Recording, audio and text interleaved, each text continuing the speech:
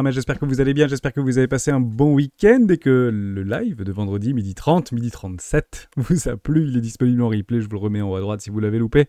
Toujours extrêmement intéressant d'échanger avec vous et de parler on-chain. C'était la thématique de vendredi dernier. On va parler Bitcoin, on va parler de 3 news, et elles ne sont pas passées inaperçues, dont une qu'on attendait depuis quelques semaines maintenant et qui nous avait bouleversé lors de son émission. Je parle ici de la rumeur.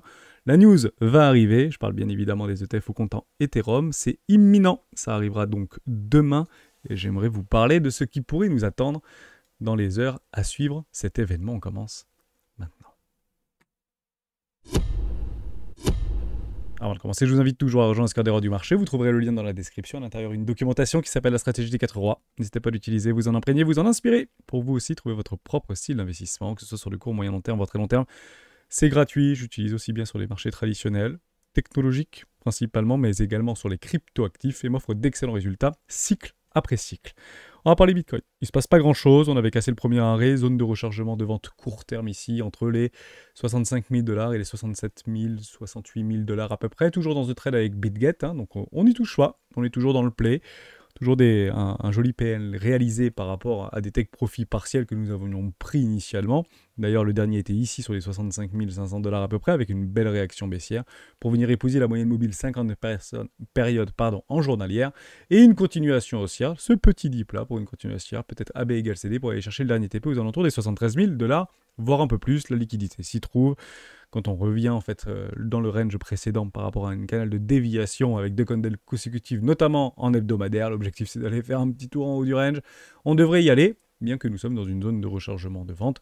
Rien n'indique qu'on est en train de reperdre le momentum du côté haussier ici. Donc on suit le flux et bon, on attend tout simplement que ça se passe. Je vais faire 3 news, parce qu'il y a des choses qui sont extrêmement intéressantes, et après je reviendrai du côté de l'order flow. Ça permet en fait de faire une petite scission extrêmement pertinente. La première, c'est celle-là. Les Américains ont 1115 milliards de dollars de dette sur les cartes de crédit avec un taux de défaut de 8%. Vous vous rappelez, je vous en parle parce que ça fait très longtemps en fait qu'on le suit, on en parle régulièrement, c'est Money Radar qui nous le partage. D'ailleurs, si vous n'êtes pas abonné, du contenu extrêmement pertinent, qui sont livrés quotidiennement, plusieurs fois par jour, et c'est extrêmement intéressant. Cette information en fait dépasse sans commune mesure, mais sous contrôle actuellement, en tout cas c'est la perception qu'on peut avoir du côté outre-Atlantique, c'est bien au-dessus des subprimes et c'est bien au-dessus de ce qu'on avait vécu lors du pic du Covid, qui avait lancé un effondrement et une forte rétractation au niveau de l'économie. Donc est-ce qu'on peut le tenir? Non, c'est pas tenable dans le temps, il va falloir trouver des actions extrêmement fortes, mais actuellement on s'en occupe pas, ça dérange personne, donc pourquoi pas continuer jusqu'au moment où ça va prendre conscience, un petit peu à l'image de Athos si vous voulez, je fais un raccourci peut-être un tout petit peu biaisé, mais dans l'idée, avec 1 milliard de dettes pendant des années, ça posait problème à personne, jusqu'à ce que du jour au lendemain, on décide que c'est un problème. Et c'est clairement ce qui peut nous arriver, mais plutôt à une échelle nationale ici, parce qu'il propose aussi ceci. Les intérêts de la dette représenteront 52% du déficit en 2027. Cet intérêt pourrait coûter 74 millions d'euros à l'État français, ou en tout cas au peuple français en 2027. C'est plus de 4 fois plus qu'en 2021. À l'époque, il ne représentait que 13% du déficit. Les emprunts à un taux élevé risquent d'accentuer encore les dégâts. Et beaucoup en fait de voix s'élèvent actuellement. Est-ce qu'il y a un problème? Peut-être dans votre entourage, vous en parlez. Est-ce que vous pensez que la dette française va pouvoir sortir de cette impasse?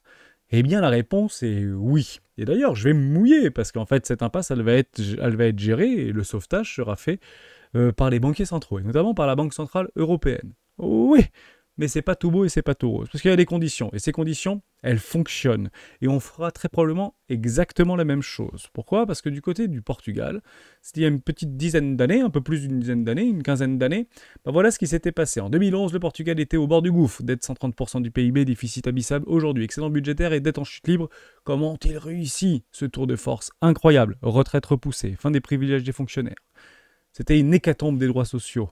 On a réduit d'ailleurs en Irlande encore au niveau de la santé et des aides et des subventions qu'on pouvait donner. Grosso modo, on a clairement été, ou en tout cas ils ont été clairement sous tutelle de la Banque Centrale Européenne.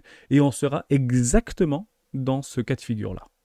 Voilà. Donc si vous voulez en fait avoir à peu près un avant-goût de ce qui va se passer en France dans les prochaines semaines, prochains mois, prochaines années, le jour où ça va réellement devenir un problème, bah la réponse, elle est tout simplement ici. Et je vous le dis, je me mouille, ce sera clairement pas différent. Donc, maintenant qu'on le sait, ou en tout cas il y a de très grandes chances que ça se réalise, ou un très grand risque, j'ai presque envie de dire que ça se réalise, on a tout le loisir de se préparer. Donc il faut se préparer à ce type d'éventualité sur le sol français tout simplement. Et c'est très probablement ce qui va être mis en place. Donc, toujours, c'est binaire, hein. Oui, il y aura une ingérence des banquiers centraux. Oui, la France ne va pas tomber. Et oui, ça va faire mal au peuple français. Et si on a l'impression d'être dans une situation déjà extrêmement précaire, à partir du principe que ça devrait s'accélérer. Et ce sera au bénéfice de nos voisins européens, qui eux, en fait, on va être ce fameux boulet rouge, ou ce boulet, hein, qui va tout simplement tirer l'Europe vers le bas, et bien évidemment que ça va être résorbé par les banquiers centraux, mais au détriment effectivement de notre souveraineté et du peuple français, qui va de toute manière rentrer dans ce cas de figure-là. Donc si vous voulez avoir à peu près un avant-goût de ce qui va se passer en France, vous regardez ce qui s'est passé au Portugal sur les 15 dernières années, et vous allez voir qu'on va s'en sortir, mais ce sera dans la douleur, tout simplement. Deuxième news qui est extrêmement intéressante, Bitcoin. Larry Fink de BlackRock au trésor au cas de victoire de Trump. Alors c'est juste formidable. Bon, ça reste une rumeur, c'est pas dit qu'il accepte, soit dit en passant, mais en tout cas, il semblerait qu'il y ait des contacts entre les deux bonhommes.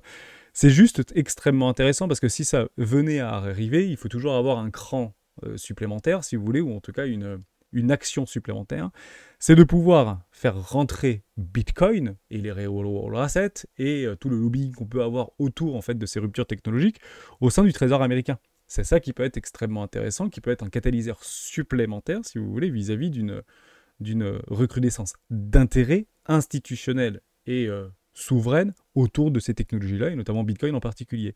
Donc quand vous voyez Larry Fink, Donald Trump, Trésor américain, il faut voir que ça reste une porte supplémentaire d'entrée à jouer dès maintenant, hein, si vous voulez, ou en tout cas à jouer en amont par rapport à une éventualité de faire rentrer Bitcoin au sein du Trésor américain, tout simplement. Un collatéral, mais ça fait des mois, voire des années qu'on en parle, mais ça passe par là, si vous voulez, ça rentre jamais à pâté praquet avec du feu d'artifice sur le JT de TF1, ça rentre dans ce type de choses, tout simplement, dans les milieux, ce qu'on appelle les milieux autorisés. Troisième news, qui est extrêmement intéressante, il fallait absolument que je vous en parle, je l'ai vu passer dans mon fil d'actualité ce week-end, Ethereum, le CBOE, confirme la date du 23 juillet pour 5 ETF spot. Ça ne concerne pas encore BlackRock ou Grayscale puisqu'ils ne sont pas sur le même exchange, donc Chicago Board Option Exchange. Donc vous auriez du 21 Shares, vous auriez du Fidelity, du Franklin, du Evinsco, du VanEck. Est-ce que oui ou non, il y aura exactement le même résultat escompté que ce qui s'est passé pour Bitcoin vis-à-vis de Ethereum? Alors, on peut partir du constat que c'est jamais différent. Mais il y a quand même une différence qui est extrêmement forte, puisqu'en fait, on est assez d'accord pour dire qu'aujourd'hui, Bitcoin n'émet aucune valeur, n'émet aucun rendement. On est assez d'accord pour dire aujourd'hui, en tout cas c'est un petit peu le chemin que ça prend, que Bitcoin est l'or 2.0. Donc on n'attend pas de rendement derrière Bitcoin. En revanche, derrière Ethereum, c'est complètement différent, puisqu'aujourd'hui c'est géré par des validateurs qui sont à récompenser, en tout cas qui sont payés pour pouvoir valider la blockchain Ethereum. Et aujourd'hui, qu'on le veuille ou non, les ETF ne permettent pas l'accès à ces rendements, à ce yield, si vous voulez, vis-à-vis d'un staking ou d'une position qu'on pourrait avoir en spot, et on n'a pas ces rendements-là. Donc, d'un côté, Bitcoin n'émet aucune valeur, et on le sait, hormis si vous êtes mineur, et vous pouvez investir directement dans des sociétés minières, notamment. Mais côté Ethereum, c'est quand même beaucoup plus cohérent, rationnel, d'aller se retrouver avec des vrais Ethereum pour pouvoir les proposer, si on n'en a pas 32, à des validateurs ou des pools de validateurs, ou directement les validateurs si on en a 32 ou plus. Il faut le comprendre comme ça. Donc, est-ce que oui ou non, il y aura le même effet escompté? En fait, je ne pense pas. D'abord, par rapport à cette narrative-là.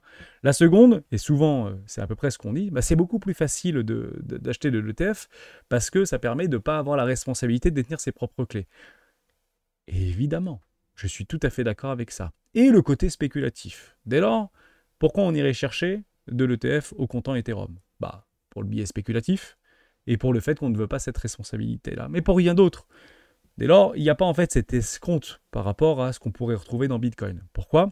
Parce que rentrer dans une idée de or numérique 2.0, aujourd'hui on voit bien qu'une très grande partie des flux au niveau de l'or sont faits au travers des ETF. Donc c'était de bon sens de dire que ce serait plutôt positif. Alors ça a été violent à la hausse, mais plutôt positif. Là, au niveau des ETF, au comptant Ethereum, je pense que c'est une fausse bonne nouvelle, si vous voulez. Donc un fameux buy the rumor says you, très probable, comme il l'a eu avec Bitcoin, mais peut-être plus profond, et c'est clairement ce qui pourra s'attendre.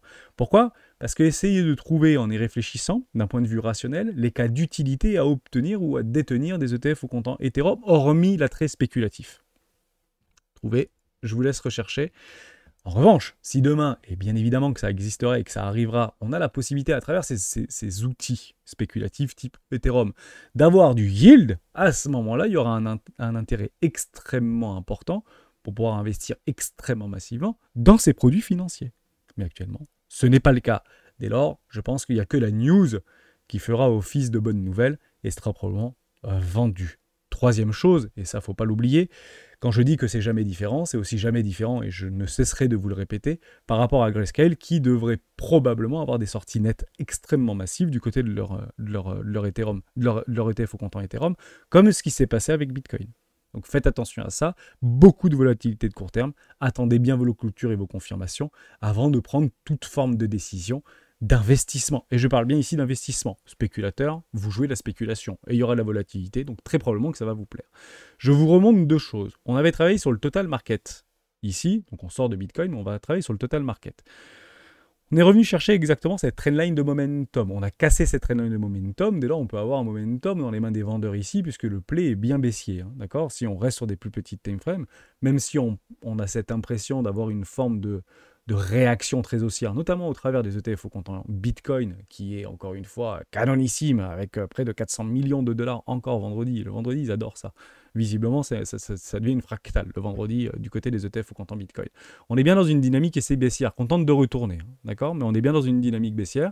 Zone de rechargement de vente, trendline haussière, prise de profit et TP pour des acheteurs. Donc si vous êtes encore acheteur et vous n'avez toujours pas pris de TP alors que vous avez bien acheté sur cette déviation de marché qui peut être considérée comme de la manipulation, mais actuellement nous n'avons pas ces confirmations d'expansion. On est d'accord ? On est toujours au sein de ce canal descendant.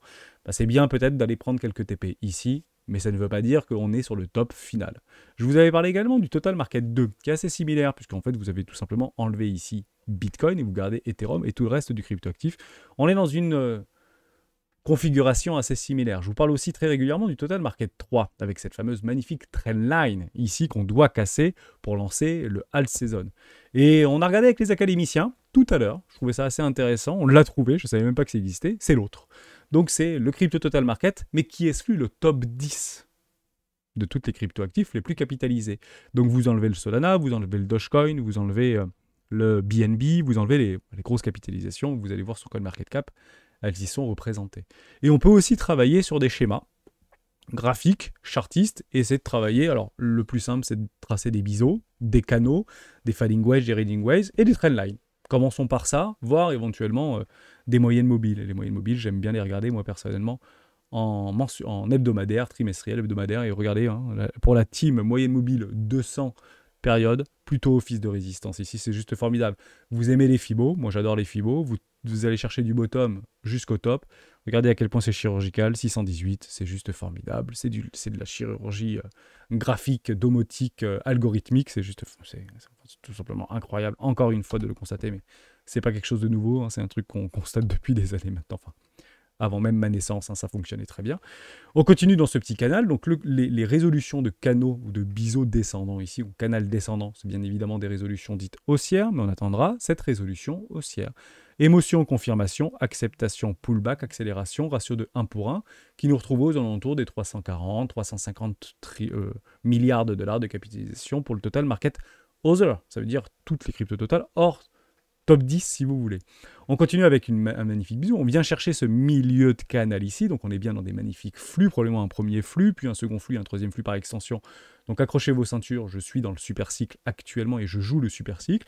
Et tout simplement une trendline. Et cette trendline, vous avez exactement la même juste là. Ici qu'on a vu sur le Total Market 3. Dès qu'on break cette trendline, lorsqu'on accepte ici un petit peu polarisé, hein, encapsulé si vous voulez, il faudra jouer la résolution haussière. Pourquoi ? Parce que le flux est haussier, tout simplement. Et on a fait la dégradation et on a pris du moins 70, moins 80% sur pas mal de nos cryptoactifs. Est-ce que c'est réellement différent de ce qu'on avait vécu précédemment ? En fait, c'est exactement la même chose qu'on avait vécu en fait, sur les cycles précédents. On est peut-être un petit peu trop excité à avoir quelques bougies vertes ou quelques bougies rouges très émotives. D'ailleurs, en parlant d'émotivité, vous regardez au niveau, c'est juste formidable aussi de l'observer, hein. On va regarder du côté, je ne sais plus où est-ce que c'est, je ne sais plus. C'est du côté, oui, c'était, non, pas ici, Bon, Fear and Greed, voilà, exactement. On est passé de 25, il y a encore une semaine, à 70. C'est formidable. Donc on a beaucoup d'émotivité dans ce marché. Généralement, c'est beaucoup d'émotivité au sein des ranges. En tendance, on n'est plus émotif. On est sur super bull ou super bear. Mais au sein des ranges, d'être autant émotif, c'est assez rare généralement.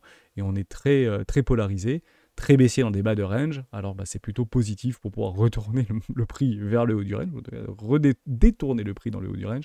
Et c'est la même chose très probablement en haut de range, c'est détourner le prix, pouvoir une manipulation réintégration, et on jouera ces réintégrations si elles se présentent. Donc pour l'instant, toujours au sein d'un magnifique range, dans un plus grand range, dans un énorme range, et vous voyez ce petit canal descendant avec une résolution potentielle haussière, mais on peut très bien aller chercher le bas de ce canal avant résolution. Donc attendez tout simplement ces confirmations. Encore une fois, je parle aux investisseurs. J'ai envie de vous amener du côté du crypto total. Oui, j'autorise les notifications de TradingView si vous voulez. Je vais aller, pas du crypto total, mais du côté de la capitalisation boursière. Il y a quelque chose en fait qui est en train de se passer, qui est tout simplement aux antipodes et décorrélé de ce qu'on est en train d'observer. Si vous avez en fait un petit biseau ou un petit canal descendant du côté du crypto total, Bitcoin, Ethereum et autres, voire Falling Wedge, vous avez ici plutôt un canal ascendant. Et la résolution de ces canaux ascendants, qu'est-ce que c'est? Ce sont des résolutions baissières. Pourquoi? Parce qu'on suit les flux, tout simplement. Ouais. Mais c'est toujours la même chose. On n'est pas contre, ici, sur un bas de canal, sur une trend, d'aller chercher le haut du canal, confluence avec la moyenne mobile, 50 périodes en mensuel ici, pour pouvoir nous rejeter et casser cette fameuse trendline de tendance. Si on casse ça, accrochez vos ceintures, on commence le AC zone. Mais actuellement, nous n'y sommes pas. Donc vous voyez qu'on a... Alors, vous allez me dire, ouais, mais si on le casse, on sera en retard, c'est maintenant qu'il faut se positionner. Oui, positionnez-vous maintenant, mais soyez prêts en fait à encaisser du moins 20 ou moins 30% supplémentaire. L'objectif de Bitcoin aux alentours des 40 000 $ est toujours d'actualité. L'objectif des 2200 $ pour Ethereum est toujours d'actualité, voire moins. Positionnez-vous peut-être à 2 fois avant de vous lancer à tête baissée sur ce marché qui a encore énormément peu d'intérêt, tout simplement. Donc les plus intelligents, c'est ceux généralement qui bloquent un capital le moins longtemps. Et généralement, pour bloquer un capital le moins longtemps, c'est d'attendre des confirmations. Et ces confirmations, on les a eues en termes de tendance, en termes de départ de flux, mais on ne les a pas par rapport à une résolution de range pour redémarrer un flux acheteur. On peut très bien avoir une correction plus profonde jusqu'à la fin de l'année 2024 avant de redémarrer des flux haussiers, tout simplement. Donc il faut être prêt à cette éventualité. Je vous invite à vous préparer à cette éventualité. Dans les deux cas, je les jouerai. Si ici on vient chercher un haut de canal, voire une déviation, je jouerai la réintégration. Donc je renforcerai sur beaucoup de mes crypto-actifs préférés. On en a parlé encore avec les académiciens. On peut parler de Olas, par exemple. On peut parler même de Pivix. On a parlé de Pivix tout à l'heure. On peut parler également de ARB, mais je vous en parle régulièrement. Donc je me suis repositionné dans ARB.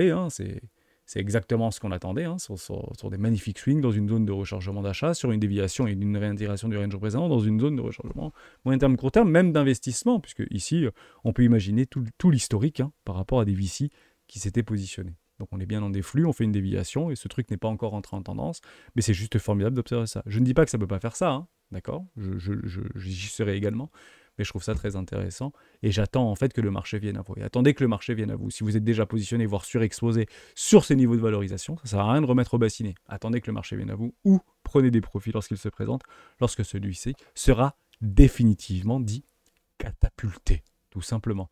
Vous voulez mes ratios d'expansion par rapport à l'autre, donc ça veut dire que pour celles et ceux qui pensent qu'il n'y aura pas de all season, c'est parfait, puisqu'il faut un maximum de personnes qui pensent le contraire de ce que la majorité fait. Et à ce moment-là, ce sera juste formidable d'avoir un magnifique all season. Donc généralement, on sera plutôt surpris, mais à 2 fois à l'envers. En somme, c'est pas un all season qu'on aura, c'est un super cycle qu'on aura, comme jamais on a vécu sur les marchés crypto-actifs. En tout cas, c'est clairement ce que je joue et ce que je vise personnellement.